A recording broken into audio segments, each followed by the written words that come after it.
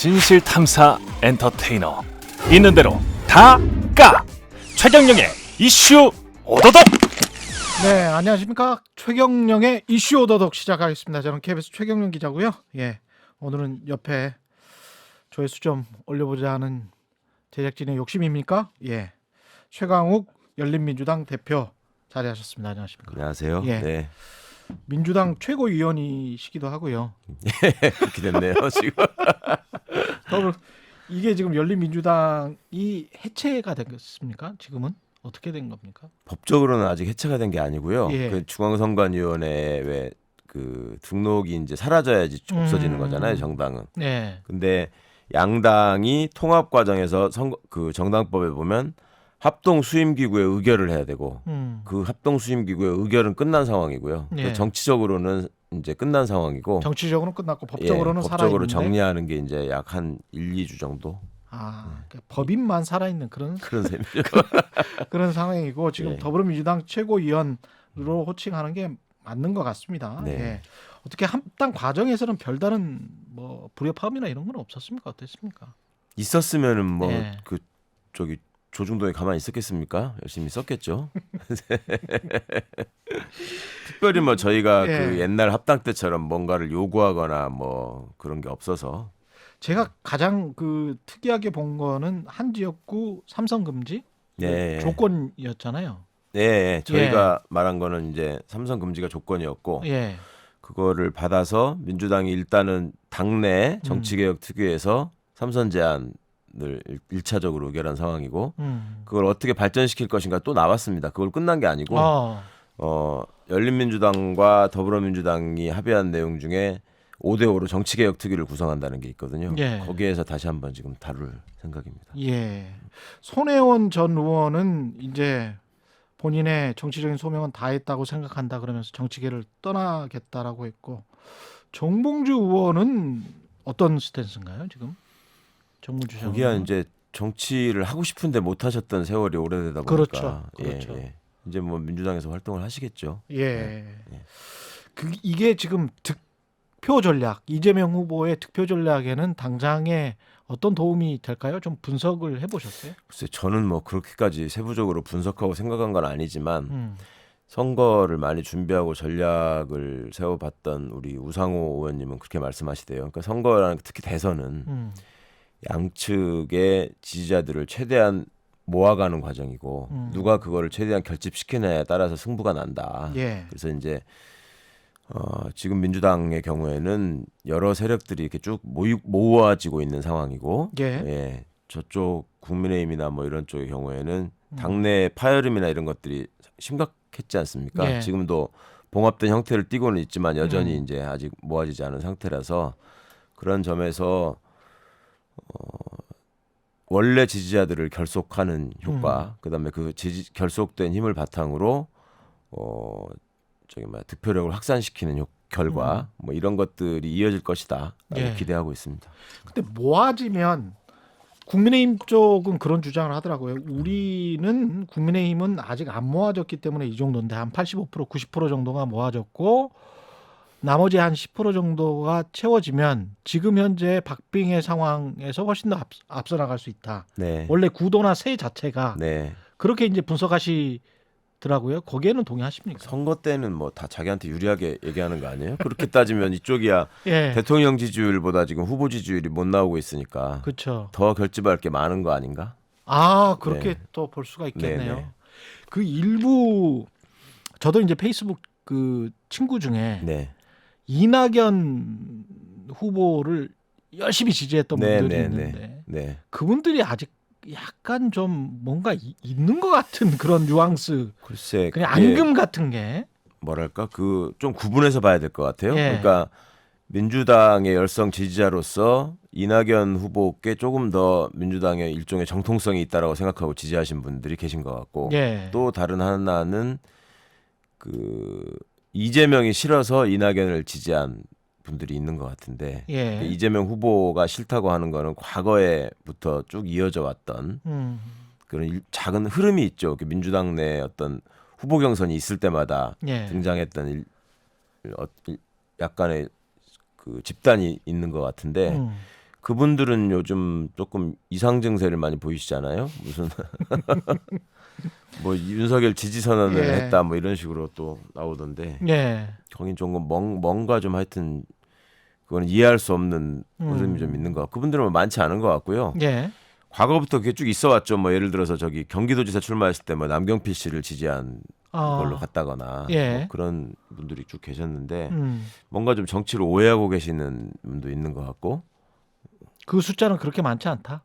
많지 않았다는 게 계속 그동안에 입증된 것 입증이 같은데요. 됐다? 네. 아, 지금 뭐 이슈는 김건희 씨 녹취 파일 그리고 그 다음에 국민의힘이 대응 차원에서 한 건지는 모르겠습니다만은 자우지간 본인들은 안 했다라는 것이고 장 변호사가 내놓은 이재명 욕설 파일 뭐 이렇게 있습니다. 김건희 씨 녹취 파일부터 좀 이야기를 해보면 그 대응 과정에서 보면 방송금지 가처분 신청을 하고 뭐 일부 인용될 게 뻔히 있는 상황에서도 또 지금 뭐 가처분 신청을 했단 말이죠. 이거는 지상파 방송사 길들이기 차원인 건가요? 어떻게 보세요? 그러니까 본인들이 예를 들어서 저희가 이제 언론개혁법안을 국회에서 논의할 때 예.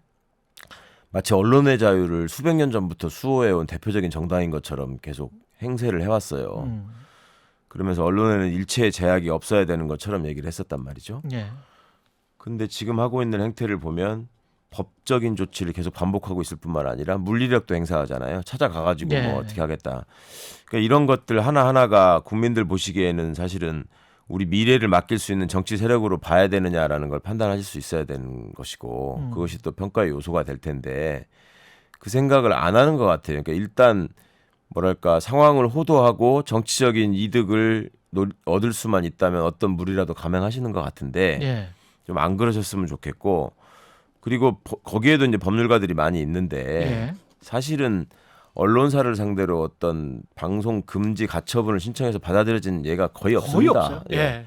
뻔히 알면서 하는 예. 일이라는 거거든요. 예. 그러니까 그런 식으로 해서 일종의 위축 효과를 노리는 거고 그다음에 MBC의 방송이 있고 나서 요즘 이제 말하자면 여러 플랫폼들이 발달하고 뭐 매체가 다변화되면서 자극적인 뉴스들이 많이 범람을 하잖아요. 예. 그러니까 거기서 나오게 될 방송하게 될 김건희 씨의 육성에 대해서도 사실 많은 분들이 좀 뭐랄까 충격적인 장면들을 기대한 게 있었는데 그것이 그렇지 않아서 뭐 밋밋하다 이렇게 넘어갔다고 평가가 일부에서 나오니까 그거는 본인들이 이제 과도하게 압박을 한 게 MBC의 편집에 영향을 미쳤다 이런 자신감을 또 일부 얻었나 봐요. 그러니까 그런 생각을 할 수도 있겠네. 예. 예, 그러니까 뭐 그렇게 정치적으로 압박하고 법적으로 압박하고 뭐 형사고발하겠다고 위협하고 뭐 이러면은 언론을 위축시킬 수 있지 않을까 예. 이런 생각들을 하시는 것 같은데 예. 그리고 다른 한편으로는 마치 그 특정한 세력이 뭔가를 이용해 가지고 선거에 개입하는 듯한 모습 외양을 만들어 보려고 하는 그거는 과거 본인들이 집권했을 때 역사에 많이 있었던 일이지 뭐 디도스 공격도 하고 뭐 별거 다 하잖아요. 예. 네. 공영방송 장악의 슬픈 역사도 있죠. 근데 이 7시간 녹취록은 다 들어보셨어요? 혹시? 아유 저는 예. 그러면 MBC에 네. 나온 것만.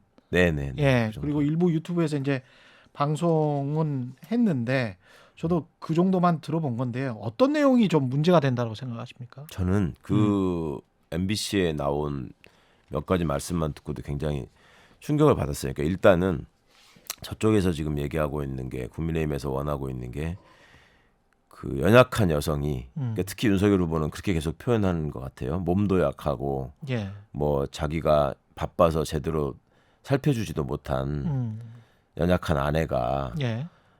기자의 그것도 특정한 사주를 받은 기자의 꼬임에 빠져서 사적인 얘기를 한 거를 그 녹음을 해가지고 방영을 한 거다 예. 이렇게 얘기를 하는데 예.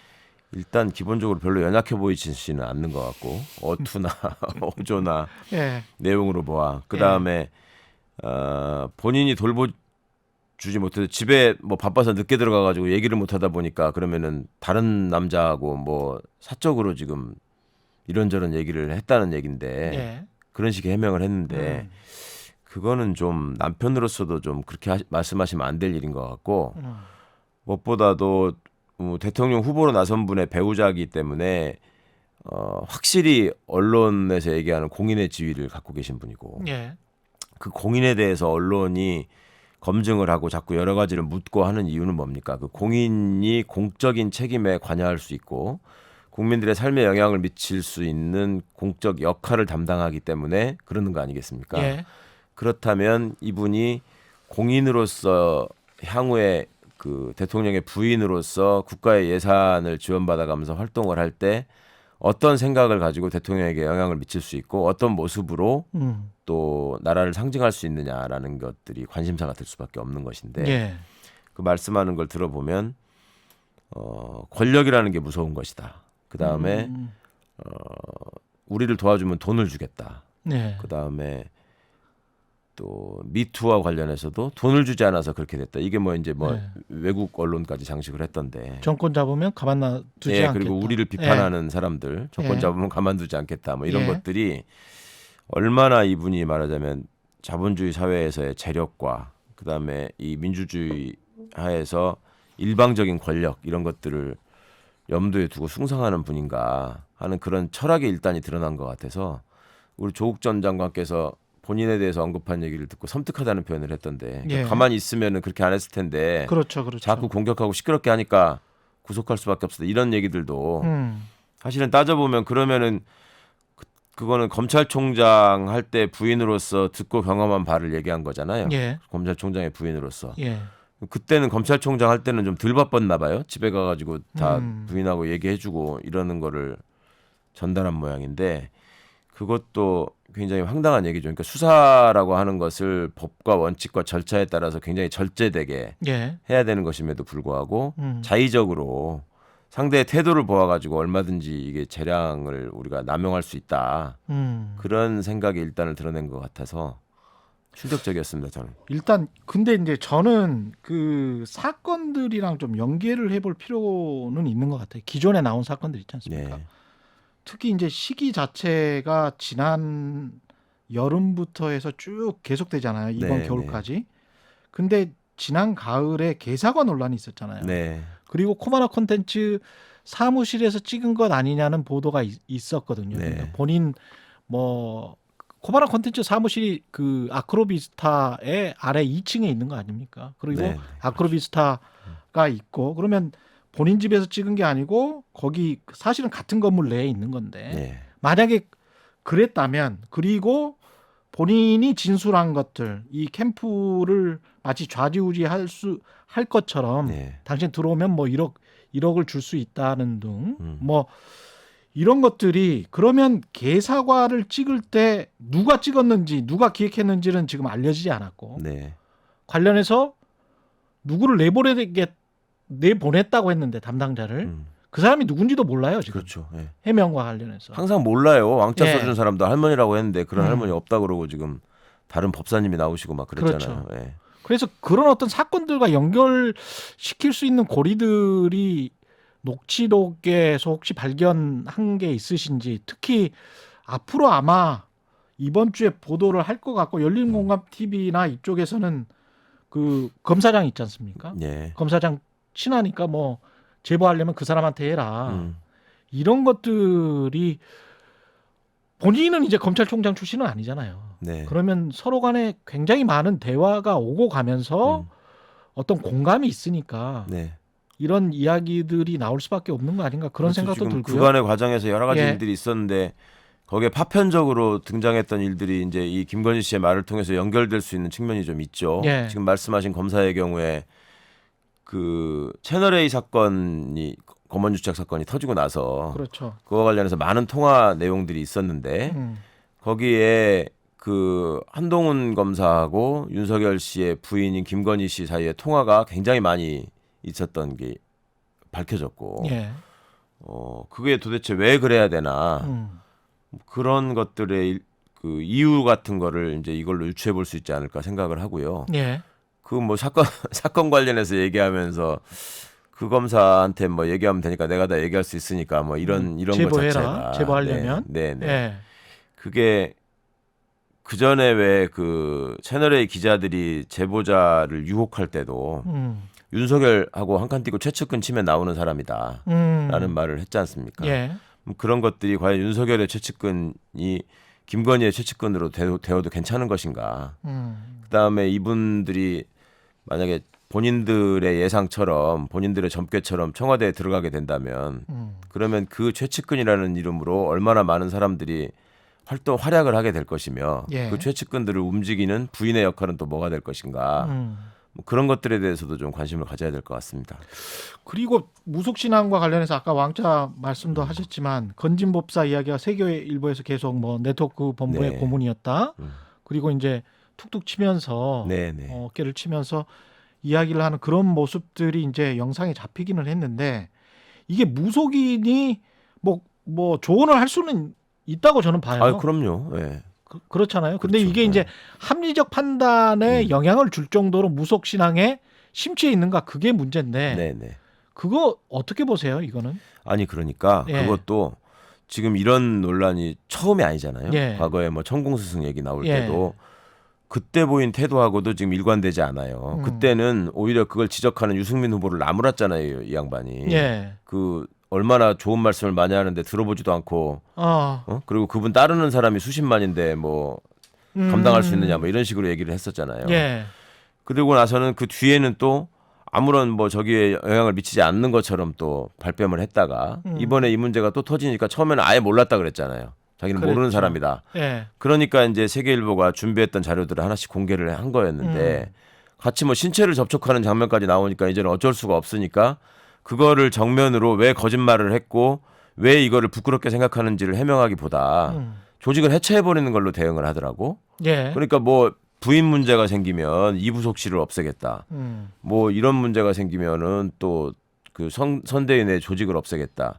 이런 식으로 대응하는 거는 국민에 대한 예의가 아니라고 생각합니다. 예. 그러니까 본인이 제가 보기에 그런 식의 어떤 호의적인 얘기를 해주거나 아니면은 본인의 불안감을 좀 덜어주거나 아니면 본인이 보기에 능력이 있어서 미래를 바라보는 사람들을 좀 좋아하고 의지한다는 얘기는 검사 재직 시절 때부터 많이 있어왔던 얘기예요. 예. 본인의 집안도 그런 것들을 좀 좋아한다고 하고 또 처가 쪽에 대해서도 그와 관련한 얘기들이 또 많이 나왔었잖아요. 그간에.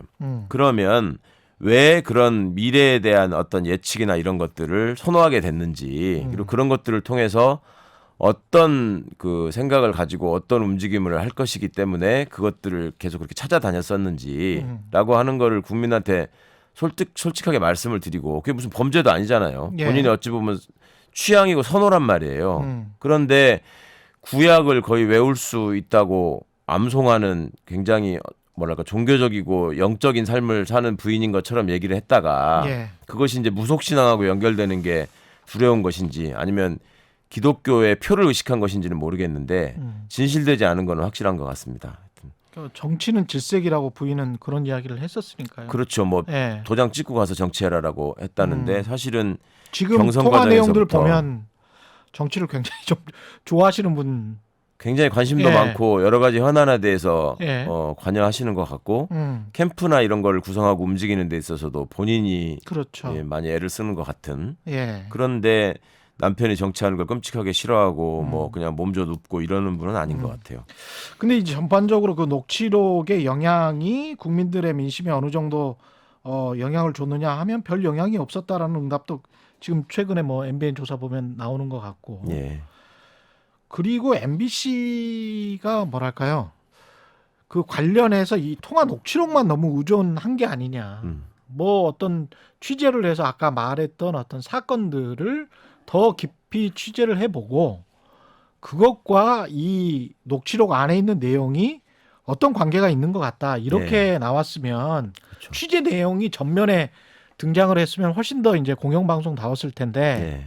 그런 측면이 좀 아쉽다는 지적은 많습니다. 많이 아쉽죠. 예. 네, 많이 아쉬운데 음, 꼭 MBC만 할 수 있는 일은 아닌 것 같고 앞으로 이제 많은 매체 특히 KBS에서 이제 또 활약하는 분들이 많이 계시겠죠. 예, 아니 그리고 사실은 이런 이슈야말로 예, 그 선후 관계 같은 것들을 많이 좀 이렇게 확인을 해서 왜냐하면 선거 때 되면은 이렇게 이슈를 덮는 일들이 많이 있잖아요. 그렇죠. 그렇죠. 캠프가 그걸 일종의 전략으로 활용한단 말이죠. 예. 그러면 그런 것들이 국민들을 현혹시키지 않도록 그걸 정리해주고 어떤 그 요점을 제시해 주는 거야말로 음. 선거 과정에서 국민의 판단을 돕는 가장 중요한 언론의 역할이 아닌가 싶은데 지금은 언론이 어떤 감시자나 비판자로서 위치하기보다는 아예 선수로서 뛰는 언론이 많다 보니까 예.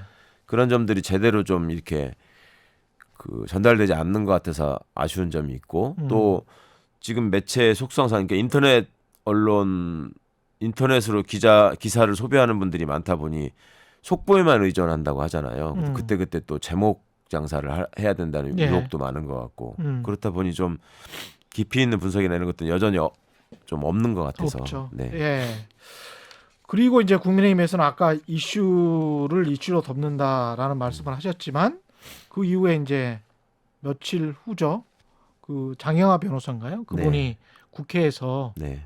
그 형수 욕설 파일을 틀었단 말이죠. 네. 그러면서 이제 유튜브에 그것도 다 돌았어요. 음. 이런 행위에 관해서는 어떻게 생각하십니까? 당연히 이 MBC를 아예 MBC도 이거 보도해라 뭐 이렇게 이제 그러니까요. 주장을 하고 있습니다. 녹음 파일이 이슈가 되니까 녹음 파일로 대응하자라는 거 아니겠습니까? 그건 뭐 정치권에서 늘 해오던 일종의 방식이나 수법이라고 할 수 있는 것인데 그게 그 중요한 거는 보도를 하는 언론사에게 노골적으로 편집을 강요하고 있다는 데 있는 것 같아요. 편집을 강요하고 있다. 네, 그러니까 뭐 편성해서 보도하고 말고야 그 언론사가 택하는 거지. 이거 했으니까 이거 해. 이거를 하는 적이 있나요? 그리고 그런 것들이 편파적인지 아닌지에 대한 책임이나 판단. 그 판단 같은 것도 결국 국민들이 하는 것이고 언론사가 책임을 져야 될 일이고 그렇죠. 물론 이제 예. 그 문제를 지적할 수는 있습니다. 정치권에서 뭐 이렇게 하는 거는 좀 편파적이지 않냐라고 얘기를 할 수는 있는데 지금 누가 봐도 이재명 지사와 관련된 녹취 파일이네 무슨 음성이네 뭐 이런 것들은 지금 나온 지가 언제예요? 그 10년 정도 된 것 같은데. 게다가 그 고민스러운 게 공적인 내용이 없어서. 그렇죠. 예. 그리고 그 경위나 이런 것들에 대해서도 관련된 분들이 여러 차례 설명을 하셨고 그리고 언론이 그거를 또 취재해서 보도 안 한 게 아니에요. 과거에 너무나 많이 취재를 해서 보도를 예. 했고 그런데 지금 와가지고 본인들의 선거에 이게 좀 유리한 내용이니 또 방송해라. 이거는 아니잖아요. 이제 그 김건희 씨의 얘기는 자꾸 이분들이 일종의 신비주의 전략이라고 할까 뭐 그런 전략을 갖고 있었는지는 모르겠는데 어쨌든 공인으로서의 대통령 부인에 대해서 갖고 있는 유권자의 관심이 있었기 때문에 언론이야 그 부분에 대해서 당연히 취재를 하고 싶어 하는 것이고 예. 그 과정에서 나온 얘기인데 그거하고 이거를 같은 층위에 놓고 똑같은 취급을 해서 틀어라. 이거는 무리한 편성권에 대한 도전 아닌가 싶습니다. 그런데 여하튼 판세를 보면 이런 전략들이 국민의힘의 이런 전략이 먹히고는 있는 것 같아요. 왜냐하면 언론의 속성, 뭐 언론 비판 충분히 하실 수는 있지만 이제 막 따라가는 게 또 언론의 속성, 어쩔 수 없는 속성도 그렇죠. 있고 네. 과거에 트럼프 대통령하고 힐러리가 맞붙었을 때 딱 그 상황인 것 같아요. 서로 간에 네거티브 하다가 나중에 트럼프와 관련된 부정적인 보도가 많이 나왔다고 할지라도 그 부정적인 보도하고는 아무 상관없이 오히려 인지도만 더 높여줘서 선거 결과에는 훨씬 더 도움을 줬다. 이런 분석이 나왔지 않습니까? 예. 그걸 노리는 거겠죠. 여기서도 뭐 나름 선거 전략을 연구하는 분들이 많이 있었을 테니까. 예. 그런데 제가 더 걱정하는 지점은 뭐 그렇게 선거에서 자기 후보를 많이 노출시켜가지고 어떻게든 좀 유권자들한테 언급되게 하는 것 그리고 대선이라고 하는 거는 특히 어찌 보면 고정표가 정해져 있는 상황에서 이제 중간층을 누가 더 그 가져오느냐 그 싸움을 하는 거잖아요. 그 과정에서 이제 중간층이라고 하는 게 상대적으로 정치적인 관심이나 이런 게 좀 낮으니까 많이 언급되는 걸로 이제 현혹하는 면이 있는데 저는 그보다 더 걱정스러운 지점은 어느 날 윤석열 씨가 이준석 대표하고 뭐 봉합이 된 것처럼 얘기한 다음에 단문 메시지를 여가부 해체 뭐 이것부터 이제 시작을 그렇죠. 했단 말이죠. 예. 그런 것들도 미국의 선거에서 굉장히 짧은 단어로 트럼프가 본인의 지지층이라고 하는 그렇죠. 그 백인의 저소득 노동자층을 자극하는 수법으로 쓴 거 아닙니까? 트위터 정치를 했죠. 예, 트위터 굉장히 자극적으로 예. 쉬운 단어를 써서 자극적으로 그렇게 해서 그 이목을 집중하는 이런 식의 행태를 보였는데 그것이 지금 국민의힘에서도 지금 먹히고 있다고 판단하고 있는 것 같고 그거를 한 번만 한 게 아니라 계속 반복하고 있단 말이에요. 그러니까 다른 트럼프의 이슈에서도. 전략도 사실은 백인 노동자층을 분리시키는 거였거든요. 그렇죠. 예. 그러니까 국민 통합을 위한 선거를 준비하기보다는 어떤 지금 젠더 이슈와 관련해서도 그렇고 완벽하게 이게 이슈를 통해 가지고 유권자들을 분리시키는 전략을 통해서 내 표를 결집하겠다 예. 이런 생각을 하는 것은 지도자가 돼서 나라를 이끌겠다는 사람으로서 취할 수 있는 전략으로서는 좀 너무하는 거 아닌가. 그 장래를 생각하고 나라의 앞날을 걱정하고 민주주의를 걱정하는 사람 같으면 취해서는 안 될 테더라고 저는 보입니다. 근데 이제 도덕적으로나 그 뭐 가치라는 측면에서는 맞는 말씀인데 예. 현실에서 이게 먹힌다. 먹힌다. 그리고 먹히니까 우리도 뭔가 해야 되는 거 아닌가라고 하는 민주당 지지자들의 목소리도 있는 거 아닙니까? 혹시? 있겠죠. 예. 예, 있는데 예. 그게 그런 것 같습니다. 그러니까 우리 국민들이 경험하신 그 정치의 과정이나 그다음에 우리 국민들이 성취한 민주주의의 역사나 이런 것들이 사실은 결코 다른 나라에 견줘서 뒤지지 않는다고 생각하는 편이고 저는 그리고 국민들을 믿고 역사의 발전을 믿어야 된다라고 생각합니다. 예. 그런데 일관되게 지금 그 소위 보수를 참칭하는 정당들이 취하는 방식은 대중을 어찌 보면 대중의 의식을 좀 가벼이 여기는 무시하는 전략이거든요. 예. 개돼지라고까지 제가 표현하지는 않겠습니다만은 대중들이 그런 정도의 장난질에 쉽게 속아 넘어갈 수 있다. 라는 라고 전제하에 예, 그렇게 예. 믿지 않는 한 저는 그런 전략은 취할 수 없다고 봐요. 그러니까 그것이 반복되고 쌓이면 쌓일수록 결국은 시민들이 그걸 알아보실 것이다 라고 생각하고요. 예. 그래서 그 문제점들을 지적하는 거는 반드시 해야 될 일이고 그렇지만 그런 식의 방식으로 국민을 현혹시키는 일은 좀 자제해야 되는 게 맞는 것 같다. 그리고 유권자들을 너무 무시하는 전략이다. 예. 그렇게 생각합니다. 그러면 판세를 뭐랄까요? 극적으로 민주당 입장에서는 민주당이 유리하게 가져갈 수 있는 뭔가 또 다른 정책 이슈, 뭐 공약, 특히 부동산과 관련해서도 사람들이 관심이 많고 예. 제가 이제 페이스북 보면 여러 전문가 집단들이 그 전에 이제 경제쇼를 했기 때문에 그렇죠. 많은 내용들을 막 내놓더라고요. 다양하게. 네. 이런 거를 좀 했으면 좋겠다. 근데 이제 뭐 뒤죽박죽 돼 있고 서로 간에 지금 거의 비슷한 정책을 내놓다 보니까 이게 지금 할 건지 안 할 건지에 관한 신뢰도 없는 것 같고 네. 두 후보 네. 다. 네. 그래서 그런 것들이 이제 차별성이 없어지는 거 아닌가 그런 생각도 들기도 하고. 그렇게 보이게 만들었죠 지금. 예. 그러니까 사실은 공약에 대한 태도가 예. 우리 이재명 후보 같은 경우에는 과거에 단체장으로 재임하면서 공약 이행률이 약 95% 정도 평균 된다라는 거는 통계적으로 나와 있고요. 예.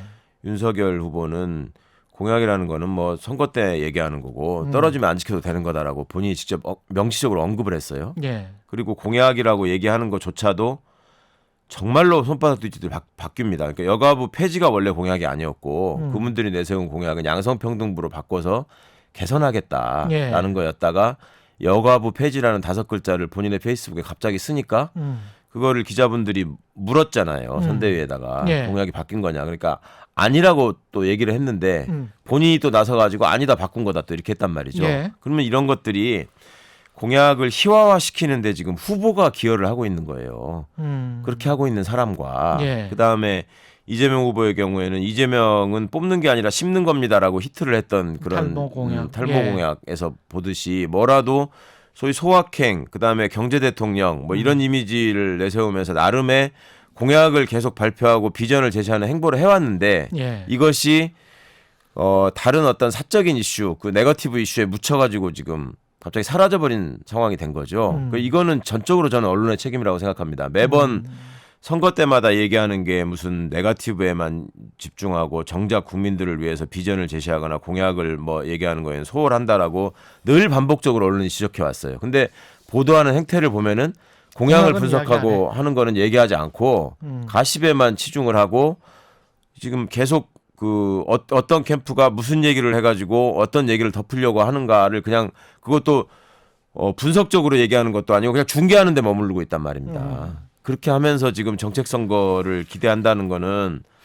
언론이 좀 자신을 돌아봐야 될 것 같고 예. 그럼에도 불구하고 지금 말씀하신 어떤 이 상황의 반전이나 그 선거의 흐름이나 이런 것들은 이대로 지금 가서는 그 좋지 않은 것 같고요. 제가 보기에는 그 메가 이슈라고 할까? 그러니까 예. 큰 틀에서 이번 대선이 어떤 미래를 가지고 후보들이 승부하고 있는가를 국민들께 제시할 책임이 후보한테 있다고 생각합니다. 그러니까 예. 지금 생각해 보면 과거에 문재인 대통령이 당선될 때 뭐 행정수도 아니 노무현 대통령 때 행정수도 예. 이전에 공약 뭐 이런 것들이 그걸 중심으로 얘기가 그 전개되는 면들이 분명히 있었거든요. 그랬죠.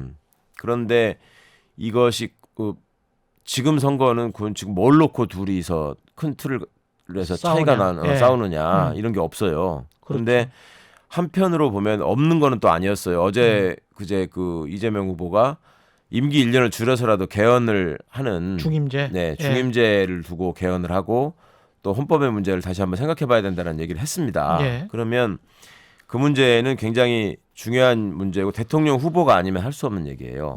대통령의 임기를 1년 줄여서라도 그렇죠. 개헌을 해야 된다는 얘기를 어떻게 할 수 있겠습니까? 내 임기 그러면 1년 줄여서. 예. 그렇죠. 그러니까 그런 것들에 대한 반응이 지금의 어떤 87년 헌법 체제가 현 시점에서 지금 너무 낡지 않았냐라는 그 지적은 계속 있어 왔고 계속 있었습니다. 지난번 예. 대선에서도 많은 후보들이 대부분의 후보들이 다 개헌을 공약했기 때문에 문재인 정부가 초반에 개헌안을 제시한 적도 있단 말입니다. 예. 그러면 그다음에 그 심지어는 그 전에 박근혜 씨도 개헌을 하겠다라고 물론 그때는 상황을 모면하기 위해서 다른 이슈를 큰 이슈를 던지느라고 그렇게 하긴 했지만 그렇게 얘기를 했었단 말이에요. 예.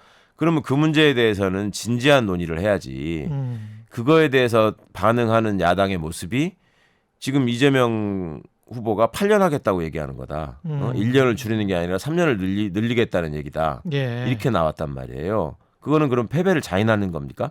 본인들은 이번에도 지고 다음에도 질 거니까 8년을 하는 공약을 이재명이 내세웠다고 얘기하는 거예요. 그러니까 이거는 그 논리적으로도 안 맞는 얘기고 예. 그 유권자에 대한 태도로서도 바람직하지 않다고 저는 생각합니다. 예.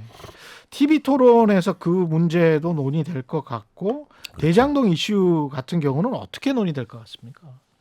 지금 이제 윤석열 후보가 태도를 바꿨잖아요. 예. 그전엔 토론을 기피하다가 예. 가진 이유를 대면서 이상한 이유를 대면서 토론을 회피하다가 이제 선거 설 전에 하겠다라고 얘기를 했는데 지금 뒤에 흘러나오는 얘기들을 보면 이분이 지금도 검찰 내부에 빨대들을 많이 갖고 있는 것 같고 본인의 수하들을 통해서 거기에 관련해서 대장동과 관련한 이슈들을 많이 이렇게 집적을 한 것 같아요. 예. 그래서 뭐 50몇 개 질문상을 만들었다 뭐 이런 얘기가 흘러나온 적도 있었죠. 예. 그러니까 본인들이 기대하고 있는 모습은 윤석열 검사가 피의자 이재명을 신문하는 식의 모습으로 끌고 가고자 하는 의도가 양자 있어 토론을. 보입니다. 네, 그러니까 예. 그 전에도 대장동 이슈에 국한해서 토론하자 뭐 이런 얘기가 잠깐 나왔다가 사라지고 했었는데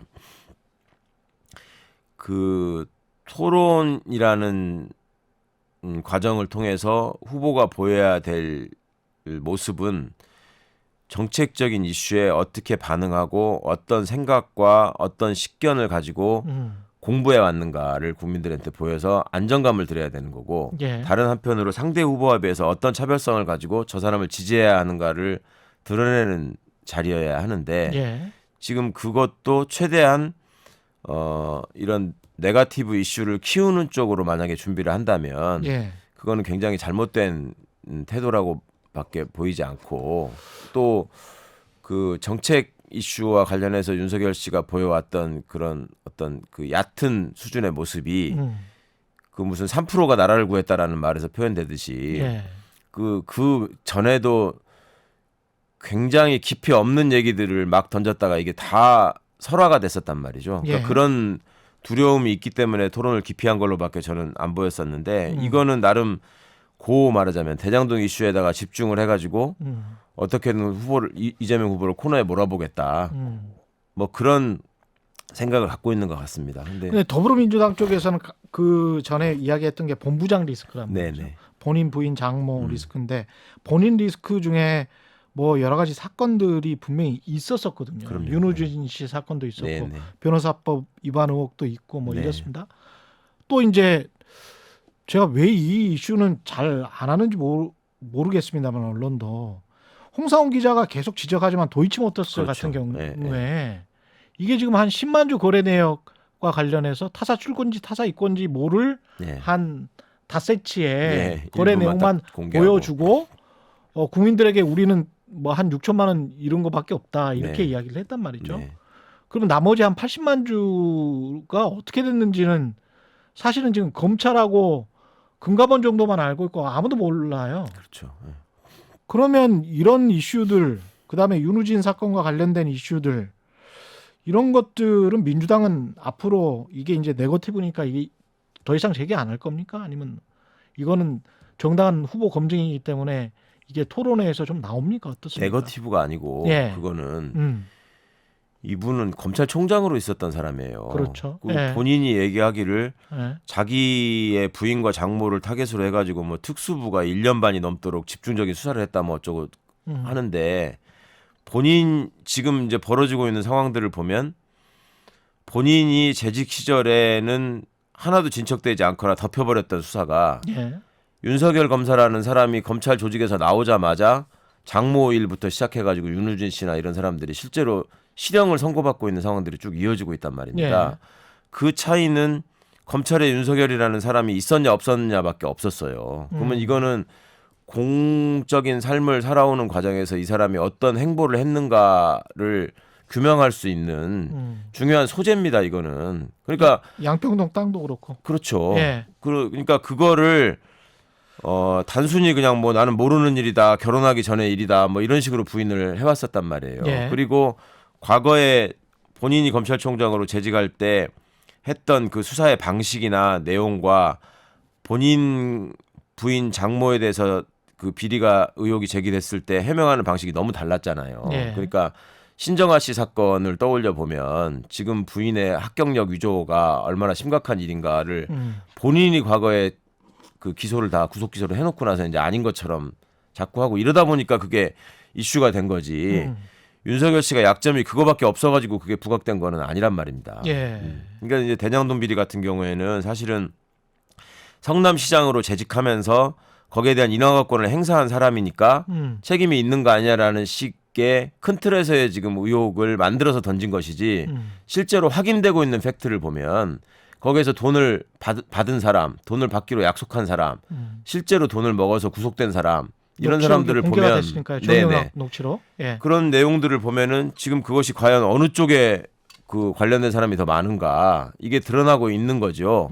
근데 그럼에도 불구하고 다른 그 근거 없는 의혹들을 통해 가지고 이걸 덮으려고 하는 것과 나와 있는 사실관계를 부정하는 것과 이거는 조금 살펴봐야 될 지점들이 많이 있는 것 같아요. TV 토론에서도 충분히 이야기가 되겠네요. 그러면 대장동도 그렇고 않겠습니까? 양평군도 네. 그렇고 도이치모터스도 그렇고. 그런데 그럼에도 불구하고 사람들 뭐 보통 이제 선거 전문가들이 가장 중요한 건 구도와 세다. 예. 근데 구도와 세인데 그 이야기를 몰고 가는 게 이제 선거 막바지에 접어들면 접어들수록 단일화 이야기를 계속 할 거란 말이죠. 그렇겠죠. 예. 그러면서 접촉이 됐다. 뭐 누구와 만났고 어떤 내용이 오고 갔고 심지어는 이제 공동정부론 이야기도 나오고 있고 국민의당의 안철수 후보 쪽에 임명진 과거에 임명진 목사님이 자유한국당이었나요? 그 비상대책위원장 그러셨죠. 예. 하셨잖아요. 이게 이제 이분이 아마 가교 역할을 할 것이다. 그런 이야기가 있습니다. 네. 예, 실제로 있고 그래서 영입을 한 것 아닌가. 그렇게 된다면 이거는 공동정부, 이거는 이제 윤여준 전 장관의 주장인데 공동정부를 생각하고 있는 것 아닌가. 윤여준 장관님. 예, 윤여준 장관이. 네. 최경영 최강시사에서 나와서 그 말씀을 하시더라고요. 그렇게 생각할 가능성이 높다. 단일화보다는 형식상은 단일화겠죠. 네. 하지만 이제 공동정부를 우리가 함께 하겠다. 이렇게 네. 되면 이제 급격하게 국민의힘, 국민의당 쪽으로 뭔가 새 구도가 완전히 가는 그런 상황이 될 가능성이 높단 말이죠.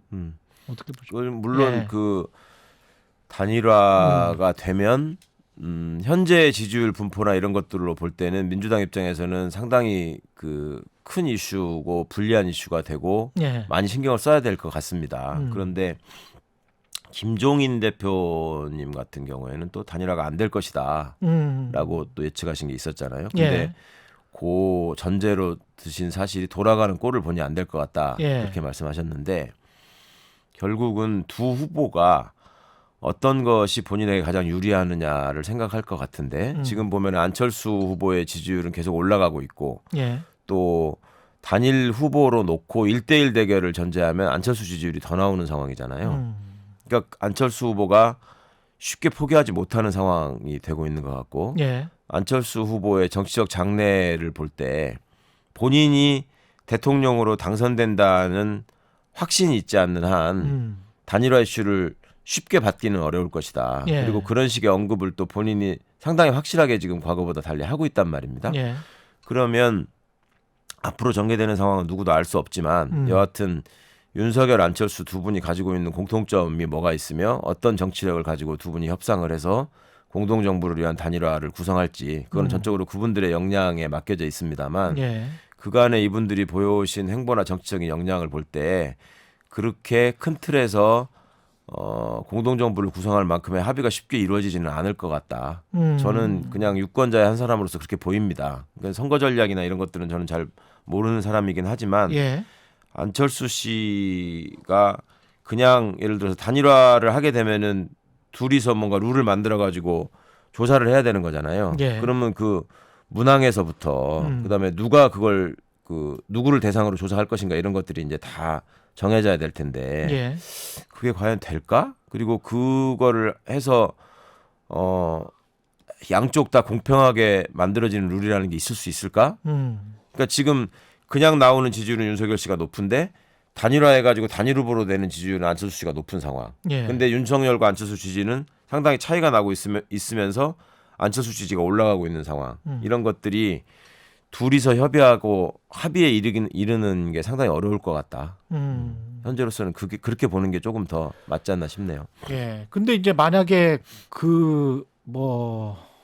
하여간 누가 다 100을 가져가는가 그게 여권이든 야권이든 그게 가장 중요할 것 같은데 여권 같은 경우는 과거에 그런 사례들이 있었기 때문에 혹시 아직도 여지가 있다고 보세요? 정의당 심상정 후보와의 그런 네. 비슷한 예. 전략적 연대, 그런데 공동정부론 뭐 이런 것들이 가능합니까? 지금 정의당의 지금으로는? 태도나 또 예. 심상정 후보께서 며칠간 집가하셨다가 보이시는 모습이나 이런 걸 보면은 그거 어렵지 않을까요? 예. 그리고 정의당의 지지율이라고 하는 것이 과연 의미 있게 확보될 수 있을 것인가? 그것도 많은 유권자분들이 회의적으로 보시는 것 같아요. 그것이 예. 심상정 후보님의 깊은 고민의 고민이죠. 요소였던 것 같고, 예. 그러니까 허경영 후보한테 지금 위로받는 상황까지 와버렸는데 이거는 조금 정의당 입장에서는 많이 참담하실 것 같습니다. 심각하죠. 김종인 전 위원장이 사실은 그 의문의 일패를 김건희 녹취록에서 의문의 일패를 당한 그렇죠. 큰 당사자죠. 먹을 예. 게 많은 정치에 예. 뛰어든 정치 노객 같은 그런 예. 그래서 굉장히 본인 입장에서는 정말 모욕적이었을 것 같은데. 그분 같이 자존심 강하신 분. 예, 자존심 굉장히 강하신 분이라 김종인 전 위원장이 그 녹취록을 안 들었을 리가 없을 것 같고. 그럼요. 예. 그러면 이게 막판에 어떤 변수가 될 수가 있을까요? 김종인 전 위원장이 혹시 박용진 전 후보도 예. 만났다고 하잖아요. 예. 예. 그 가능성에 관해서는 어떻게 생각하십니까? 마지막으로. 가능성이 없진 않겠지만 저는 없진 뭐큰 않습니까? 기대는 그것도 큰 기대는 하지 않는다. 하지 않는 게 맞죠. 뭐 하지 않는 게 맞다. 그분이 뭐 그렇게 큰 영향력이 있는 것 같지도 않고. 예. 결국은 그러면 정책과 이슈로 승부를 한다면 민주당이 내걸어야 되는 거는 뭡니까? 이번 대선에서. 아까 과거에 행정수도 같은 거를 말씀을 하셨는데 뭐를 내걸어야 될까요? 소확행 같은 공약들 말고. 그러니까 아무래도 그 경제 대통령으로서 이재명이 가지고 있는 능력과 식견을 최대한 보이고 특히 이제 부동산 정책과 예. 관련해서 그다음에 이제 젊은층이 여러 가지 면에서 이제 경제적인 전망이 어려워서 좌절하는 면이 많이 있잖아요. 예. 취업도 그렇고 뭐 본인들의 투자와 관련한 여러 정책도 그렇고 그런 것들에 대한 이해도가 높아서 그런 어떤 그 소확행도 좋지만 종합적인 대책들을 모아서 경제 정책의 방향이 어떻게 간다. 그러니까 우리 사회가 앞으로 복지국가로 발전하는 데 있어서 어떤 모습을 취해가지고 갈 것이다. 그러니까 이제 기본소득 정책이나 기본주택 정책이나 이런 것들이 근본적으로 따져보면 사실은 복지국가를 만들겠다는 거잖아요. 그 복지국가를 위한 선진 복지국가를 향한 그 정책 패키지 이런 것들이 국민들께 좀 설득력 있게 전달돼야 될 것 같고 그다음에 개헌이라고 하는 문제도 분명히 중요한 이슈로서 저는 다뤄져야 할 것 같습니다. 그리고 다른 한편으로는 이제 상대 후보도 좀 그런 막무가내식의 그냥 정권 교체를 기대하는 여론에만 편승해가지고 파퓰리즘을 구사할 게 아니라 좀 진지한 자세로 정책적인 그 토론에 임해야 될 것 같다. 그런 거에 대해서 조금이라도 응했으면 좋겠다. 예. 여기까지 하겠습니다. 예, 열린민주당 최강욱 대표, 더불어민주당 최강욱 최고위원이었습니다. 예, 오늘 말씀 감사하고요. 예, 최경영의 이슈 오도독이었습니다. 저는 단단한 껍질에 쌓여있는 궁금한 이슈를 들고 다음 시간에 돌아오겠습니다. 고맙습니다. 감사합니다. 예.